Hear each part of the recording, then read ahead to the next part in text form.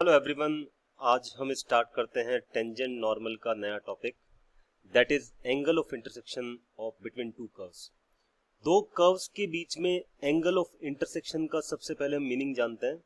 Meaning देखो ये है कि दो कर्व्स के ग्राफ सपोज इस टाइप के हैं और ये ग्राफ मान लो ये जो कर्व्स हैं आपस में इस पॉइंट पे इंटरसेक्ट कर रहे हैं, तो इस पॉइंट पे दोनों कर्व्स पे ड्रॉन टेंजेंट्स के बीच में जो एंगल है ना, ये वाला एंगल या ये एंगल, इनको कहें हम angle of intersection between two curves. ठीक है, ऑब्वियसली दो लाइंस की बात कर रहे हैं। दो लाइंस के बीच में दो टाइप के एंगल है, एक एक्यूट एंगल है, एक ऑब्ट्यूस एंगल है।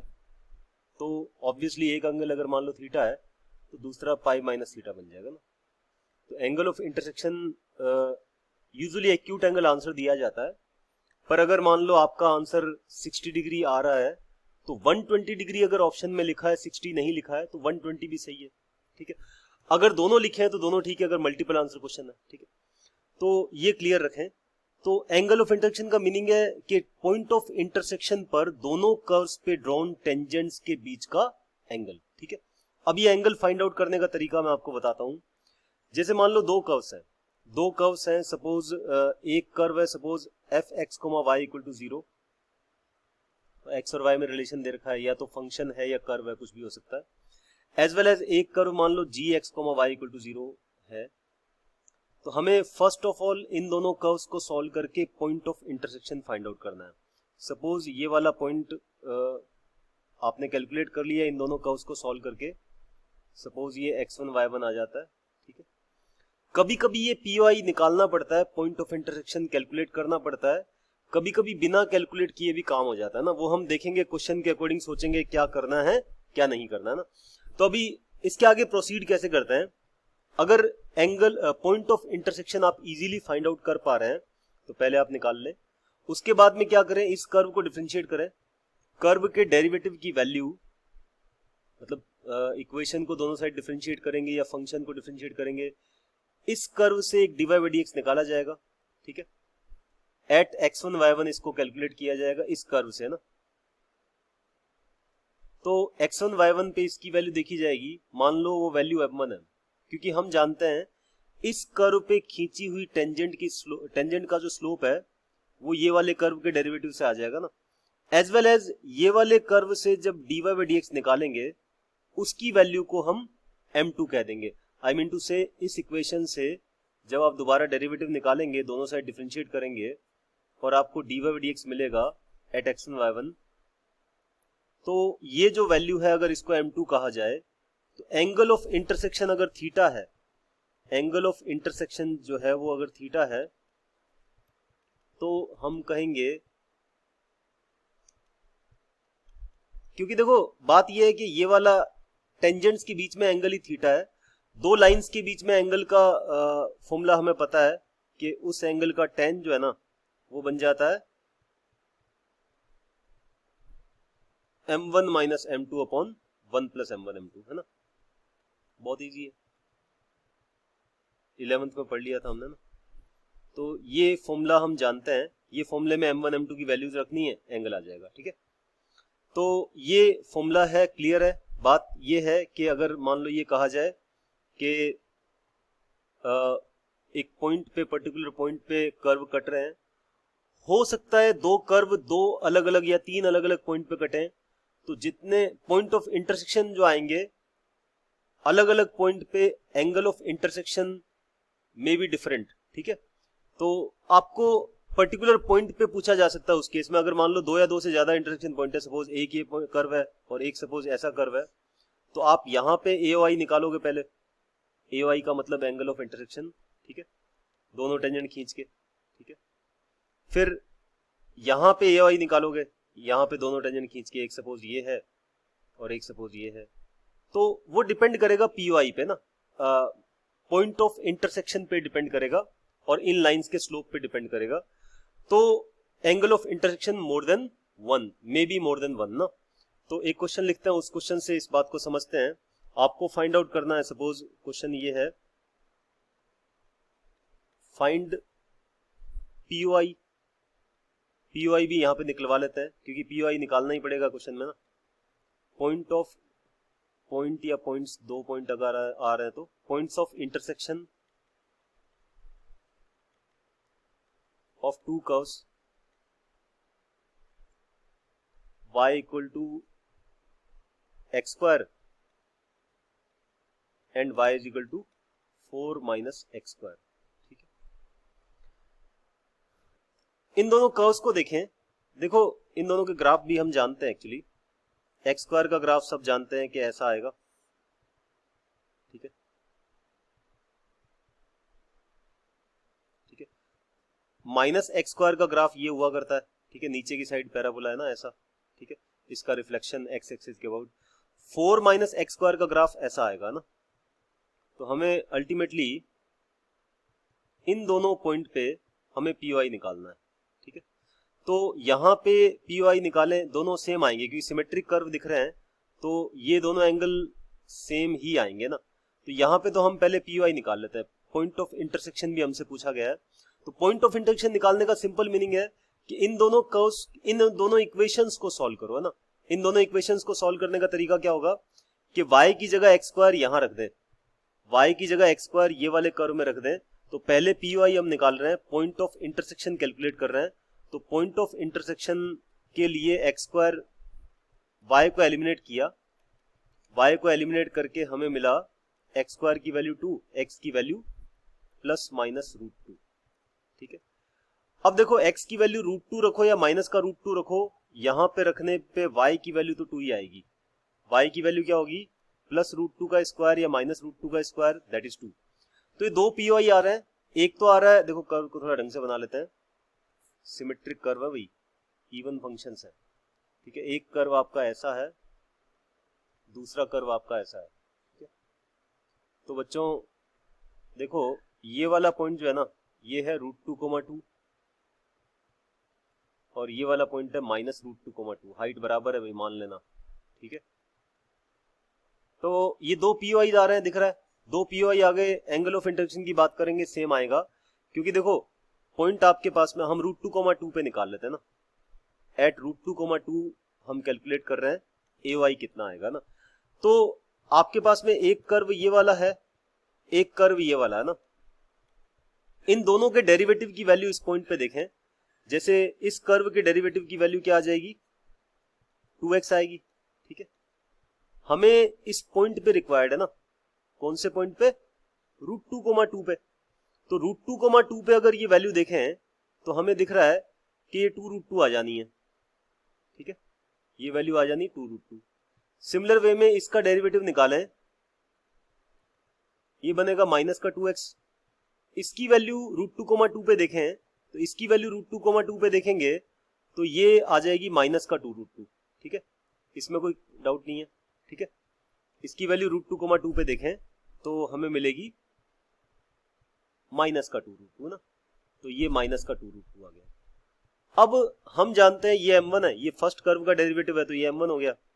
ठीक है, ये सेकंड कर्व का डेरिवेटिव तो ये m2 मान लिया। ठीक है, तो अब हमें रिक्वायर्ड क्या है बच्चों, इन दोनों के बीच में एंगल। तो हम जानते हैं एंगल अगर थीटा है तो एंगल बिटवीन देम अगर थीटा है तो tan थीटा कितना आ जाएगा, ये फॉर्मूला अवेलेबल है। ठीक है, इस फॉर्मूले में आपको m1 और m2 की वैल्यूज रिप्लेस करनी है।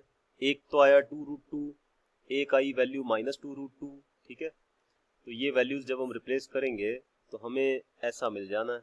ठीक है, ये देखो ऊपर बन रहा है 4√2 और नीचे बन रहा है माइनस का 7, तो 4√2/7 मॉड लगा रखा है ना।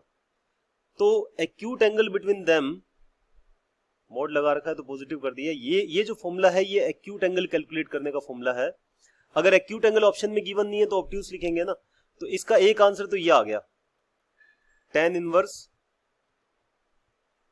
4√2/7। ठीक है, अगर आपको ये आंसर में दे रखा है तो ठीक है, अगर ये दे रखा है तो भी ठीक है, क्योंकि ये भी एंगल बिटवीन टू लाइंस है। अगर मान लो ये वाला एंगल आपने निकाल लिया है, ये इतना आया है जो मैंने बताया है tan इनवर्स 4√2/7, तो ऑब्वियसली ये वाला एंगल कितना आ जाएगा, ये अगर जो आपने निकाला है वो एंगल है 4√2/7 ना, तो ये वाला एंगल कितना बन जाएगा, पाई माइनस टेन इनवर्स 4√2/7 ना। तो ये बात को दिमाग में डाल लें बच्चों, ठीक है। एक एंगल अगर आप एक्यूट एंगल आपने दो लाइंस के बीच में निकाल लिया है तो ऑब्ट्यूज एंगल क्या आएगा, पाई माइनस दैट एंगल, ठीक है। तो सिंपल सा लॉजिक है बच्चों, दोबारा से देख लें, रिवाइंड करके देख लें। अगर मैं मान लो थोड़ा जल्दी चलता हूं तो आप पीछे बैक लेके देख लें, आपको समझ में आ जाएगी बातें, ठीक है। तो m1 m2 की वैल्यू निकालनी है, पहले पॉइंट ऑफ इंटरसेक्शन कैलकुलेट करना है। पॉइंट ऑफ इंटरसेक्शन पे दोनों कर्व के डेरिवेटिव की वैल्यूज इंडिविजुअली निकालनी है। One of the derivative will represent slope of the tangent at first curve, ठीक है, उस कर्व पे खींची हुई टेंजेंट का स्लोप होगा। और सेकंड कर्व के जो डेरिवेटिव की वैल्यू है that will be the slope of tangent at that curve. And उन दोनों लाइंस के बीच में एंगल का फॉर्मूला आपके पास में ये अवेलेबल है, तो इस फॉर्मूले से हम फिर फर्दर एंगल फाइंड आउट कर लेंगे, ठीक है। आगे चलते हैं, एक और क्वेश्चन इस टाइप का कर लेते हैं। Find angle of intersection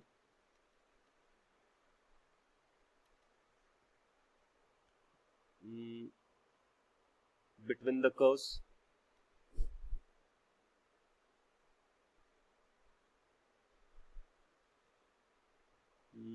y is equal to 10x लिख देते हैं, एक तो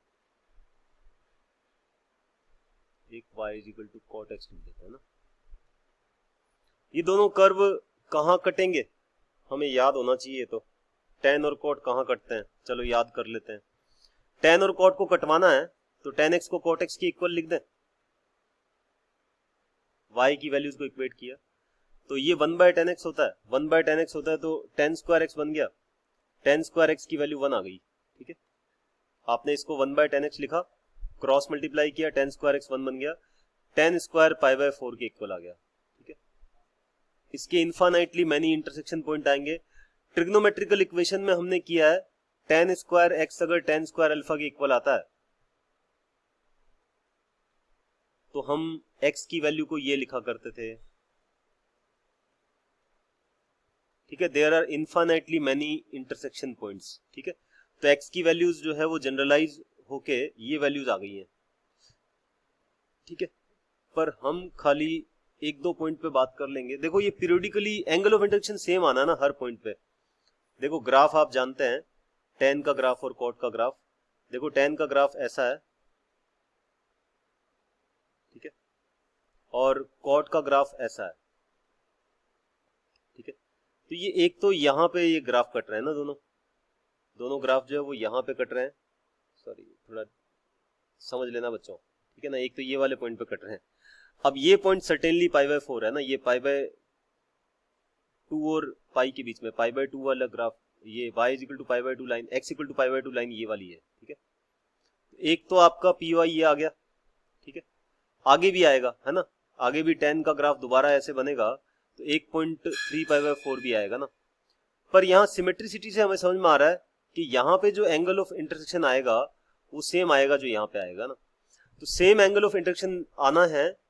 आप ये वाला पॉइंट निकाल चुके हैं, इसका x कोऑर्डिनेट π/4 है, x कोऑर्डिनेट तो कंफर्म π/4 है और y कोऑर्डिनेट 1 है, तो इस पॉइंट की कोऑर्डिनेट हम लिख लेते हैं π/4, 1, ठीक है। अब देखो दोनों कर्व आपको पता है, y is equal to tan x, इसका डेरिवेटिव क्या होगा, dy/dx आ जाएगा sec स्क्वायर x, और इसकी वैल्यू हमें रिक्वायर्ड है π/4 पे है ना। तो π/4 पे जब हम इसकी वैल्यू निकालेंगे, x इक्वल टू π/4 जब यहाँ डालेंगे तो हमें मिल जाएगा sec स्क्वायर π/4, ठीक है। कितना होता है बच्चों, √2 का स्क्वायर 2 बन जाएगा, ठीक है। सिमिलरली आप cot x की बात करोगे, cot x के ग्राफ को जब cot x को जब डिफरेंशिएट करेंगे तो हमें मिलेगा माइनस cosec स्क्वायर x, ठीक है। इसकी वैल्यू एट π/4 हम निकालेंगे। y कोऑर्डिनेट की वैसे रिक्वायरमेंट नहीं है, मतलब π/4, 1 पे बात कर रहे हैं, हमें केवल x ही तो रखना है यहाँ पे। कभी कभी y भी आता है टर्म में जब कर्व होता है, तो फंक्शन अगर नहीं होता है एग्जैक्ट। तो इस केस में आपको दिख रहा है ये माइनस cosec स्क्वायर π/4 आएगा, cosec π/4 की वैल्यू √2, तो अल्टीमेटली ये भी माइनस का 2 आ गया। तो वो 2 था और ये -2 है, ध्यान से समझे, वो 2 आया m1 है ना, इसको m1 कहेंगे। ये जो फर्स्ट कर्व का डेरिवेटिव है ये m1 है, इसकी वैल्यू ये, इसको m1 कह रहे हैं। m1 की वैल्यू आ गई है 2, ठीक है, और m2 की वैल्यू हमने कैलकुलेट कर ली है, दैट इज -2।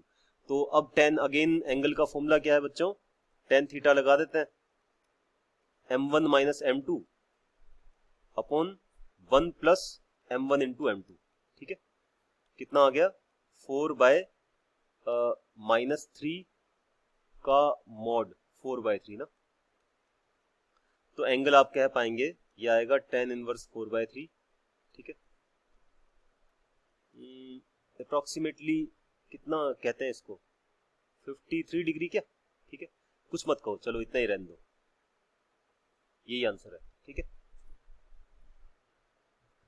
तो क्लियर है एंगल ऑफ इंटरेक्शन किस तरीके से निकालते हैं। अब इसमें दो स्पेशल केसेस कर लेते हैं। देखो हमने जाना कि दो लाइंस का स्लोप जब हमें पता है तो एंगल बिटवीन उन दोनों के बीच में एंगल का जो tan आता है वो इतना आता है ना। अब अगर मान लो दो कर्व्स अगर एक दूसरे को टच कर रहे हैं, ये बात बहुत इंपॉर्टेंट है, आगे बहुत काम आने वाली है। दो कर्व्स के बीच में जब हम दो कर्व की टेंजेंसी की बात करेंगे तो ये बहुत यूजफुल टर्म है, ध्यान रखना मैं जो ये बात बता रहा हूं।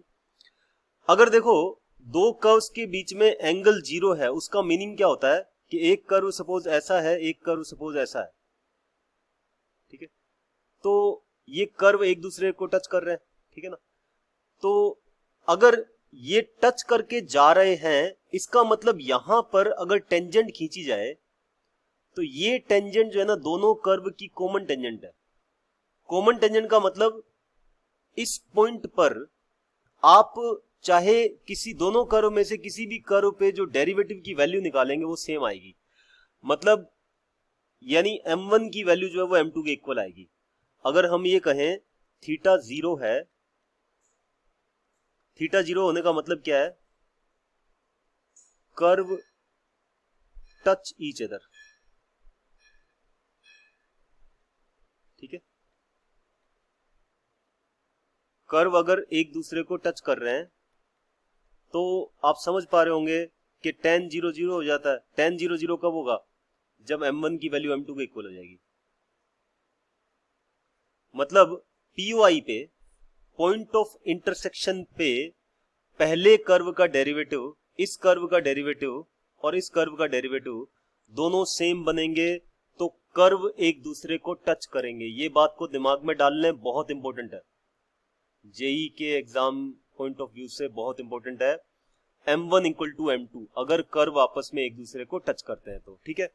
दूसरा आप जानते हैं कर्व अगर इंटरसेक्ट कर रहे हैं 90 डिग्री एंगल पे, जैसे एक कर्व मान लो ऐसा है, एक कर्व ऐसा है और ये मान लो POI है, तो इस POI पे अगर दोनों कर्व पे टेंजेंट ड्रॉ की जाए, सपोज एक कर्व सपोज दोबारा बना देते हैं, एक कर्व ये है, एक कर्व मान लो आपका ये है, मैं बात कर रहा हूँ ये वाले पॉइंट पे, आप यहाँ पे टेंजेंट ड्रॉ कर रहे हैं, एक टेंजेंट सपोज ये है, एक टेंजेंट सपोज इस दूसरे कर्व पे टेंजेंट ये वाली है, तो हम ये कह रहे हैं कि अगर ये दोनों टेंजेंट परपेंडिकुलर है, मतलब अगर कर्व ऑर्थोगोनली इंटरसेक्ट कर रहे हैं, इसको कहते हैं ऑर्थोगोनल इंटरसेक्शन, ठीक है। अगर हम ये कहें angle between two curves is π/2 या 90 डिग्री, देन हम कहते हैं curves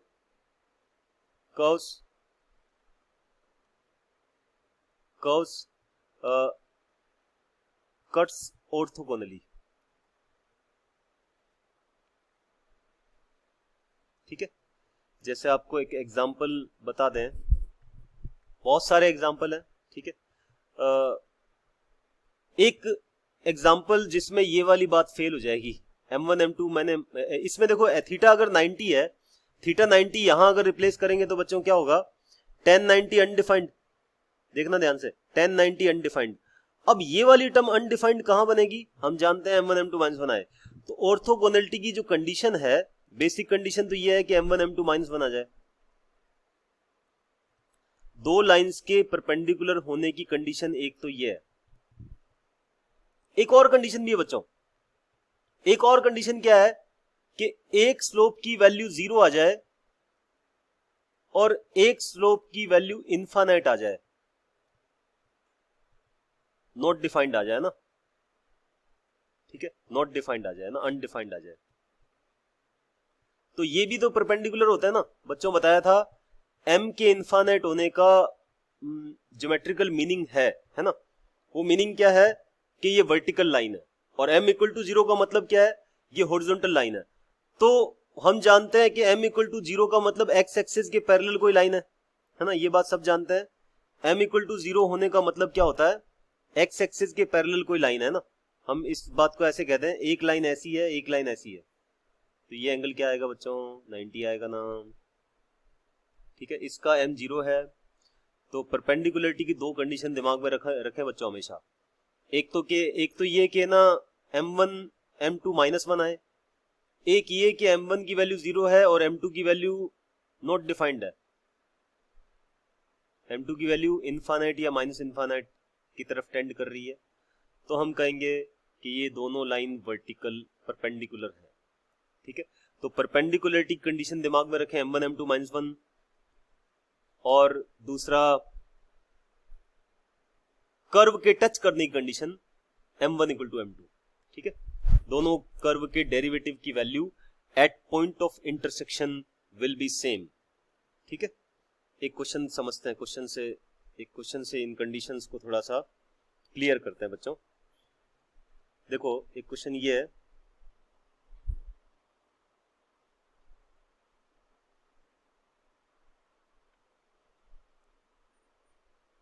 if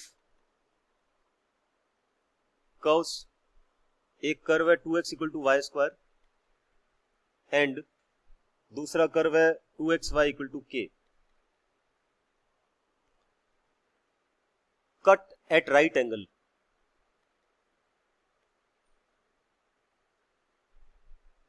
then k square की वैल्यू क्या होगी। ऑप्शंस दे रहा हूं मैं आपको, 4, 2, 8, 6, ठीक है, ये ऑप्शंस है। देखो कर्व राइट एंगल पे कट कर रहे हैं, इसका मतलब m1 m2 की वैल्यू -1 हो गई, इसमें कोई डाउट नहीं है, ठीक है। और राइट एंगल पे कट करने का मतलब है पॉइंट ऑफ इंटरसेक्शन पे डेरिवेटिव की वैल्यू का जो प्रोडक्ट है वो -1 आएगा, m1 m2 -1 आएगा ना। ये दोनों बातें हमें क्लियर है।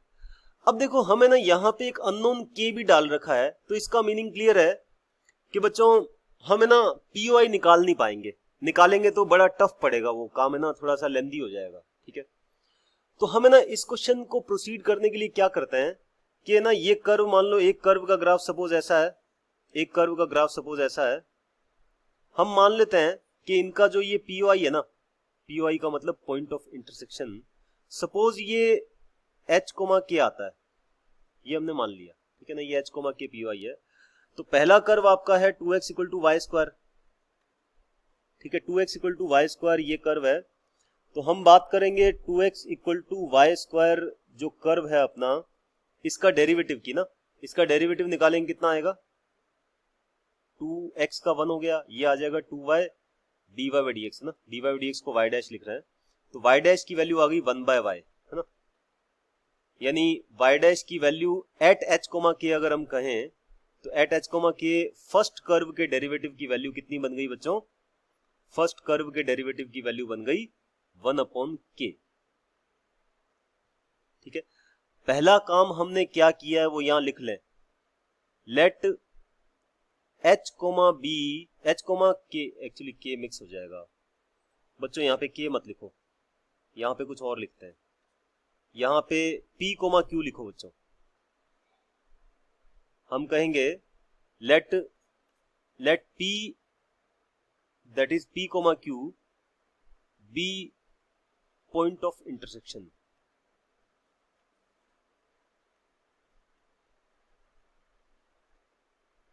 ठीक है।